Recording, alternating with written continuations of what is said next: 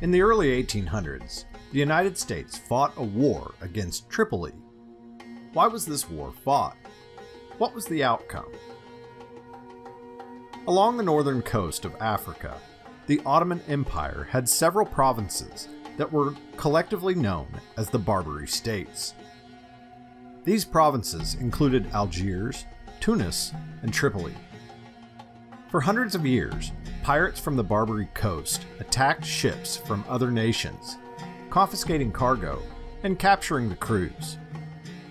The captives would then be enslaved and forced to perform hard labor while living in deplorable conditions.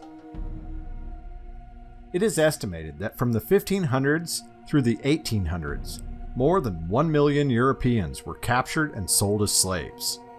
For this reason, the Barbary pirates became one of the most difficult aspects of navigating the Mediterranean Sea. To avoid the wrath of the pirates, most nations paid a large sum of money, known as a tribute, to the Barbary states. This tribute ensured safe passage across the Mediterranean for any ship from that nation.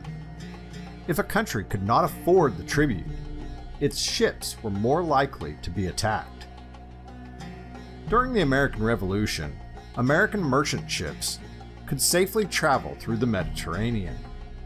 As a result of the American alliance with France, the French Navy protected American ships from the Barbary pirates. However, after the war's conclusion, the French Navy no longer protected American vessels.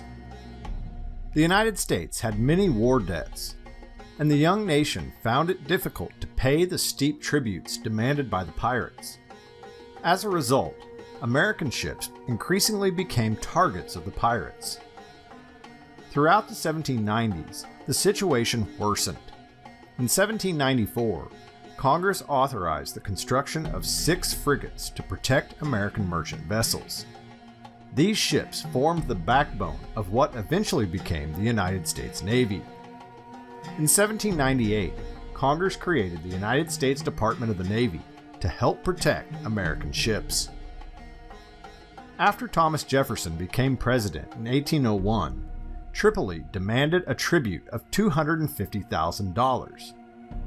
Jefferson believed that paying this tribute would only encourage more attacks and result in the United States having to pay larger tributes.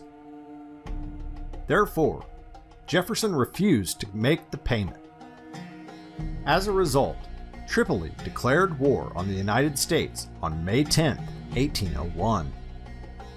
The war consisted of minor naval engagements and a long-term blockade.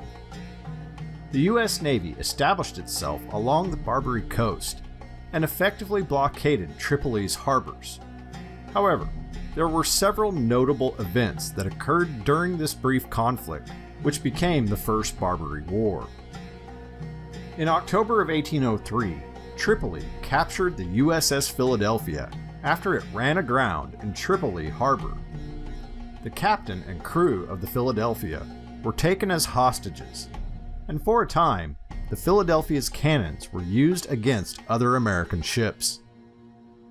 On February 16, 1804, Lieutenant Stephen Decatur led a small group of U.S. sailors into Tripoli Harbor. They slipped into the harbor aboard a captured Tripolitan ship, which had been renamed the Intrepid. Decatur and his men boarded the Philadelphia and defeated the Tripolitan crew. They then set the ship on fire rather than leaving it in the hands of the enemy, and made their getaway aboard the Intrepid. The turning point in the First Barbary War became known as the Battle of Derna. William Eaton and Presley O'Bannon led a force of 400 mercenaries, consisting mainly of Greeks, Arabs, and Berbers, as well as 8 U.S. Marines, on a march across the desert to capture the Tripolitan city of Derna. This battle represented the first time that the American flag was raised in victory on foreign soil. The capture of Derna, as well as the continued blockade, caused Tripoli to become weary of the war. On June 10, 1805, the two sides agreed to a treaty to end the hostilities.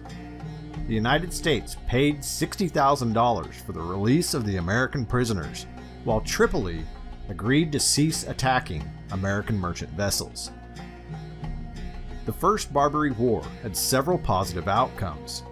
The reputation of the United States was improved by standing up to Tripoli and refusing to pay the tribute. The United States military proved that it could fight together as a cohesive unit, and that America was capable of orchestrating a war far from home. Stephen Decatur returned to the United States as a national hero, the first such figure not connected to the American Revolution. Additionally, the United States Navy, as well as the U.S. Marine Corps, became permanent fixtures as part of the U.S. military.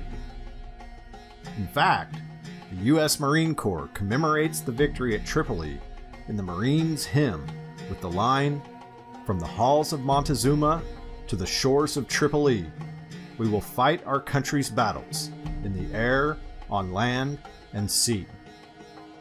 Unfortunately, despite agreements with Tripoli, the United States continued to face issues with the Barbary pirates. Pirates from Algiers, Tunis, and even Tripoli continued to attack American ships and take hostages for the next several years. This problem would not be fully resolved until the Second Barbary War, which was fought and won by the United States in 1815.